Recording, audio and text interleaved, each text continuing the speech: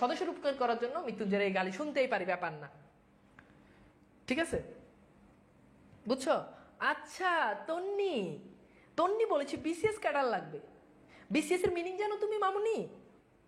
তুমি কি বিসিএস এর মিনিং জানো? তুমি আমাকে একটু বলো, বলো যে বিসিএস মানে হোয়াট ইজ বিসিএস, বিসিএস মানে কি?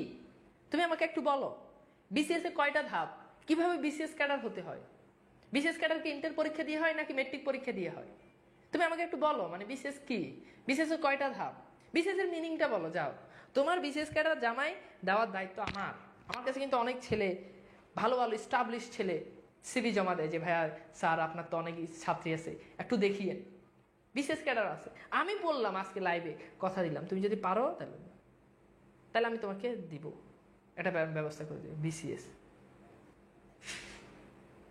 নিজের নামটা লিখতে দাও, 3বার ভুল করবো, আর ওই বিসিএস এখনো ফুটেই নাই, intermediate first year second year মেয়ে, ওই কয় বিসিএস ক্যাডার বিয়ে করবো। তুই বুঝোস বিসিএস কি, কেমনটা লাগে কত?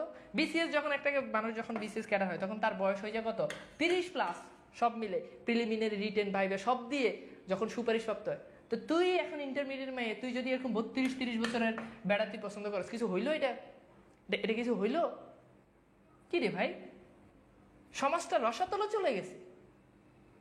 তুমি চাইবে ভদ্র, সভ্য, নম্র, স্মার্ট, সুদর্শন, বিসিএস মানে বিসিএস ক্যাডার এমন ভাবে বলছে হে হইলে হের মাথায় চুল না থাক, হের ভুড়ি বড় হোক, হের বয়স হোক আমার দাদার বয়সী, বাট আমার বিসিএস ক্যাডার লাগবে। এগুলো কে শিখেছে তোমার?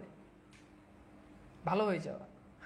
আজকে মাথা অনেক শান্ত আছে, এই জন্য তোমার কিছু বললাম না, বুঝছো? আসলে মাথা গরম থাকলে তোমার আমি আরো ধুয়ে দিতাম।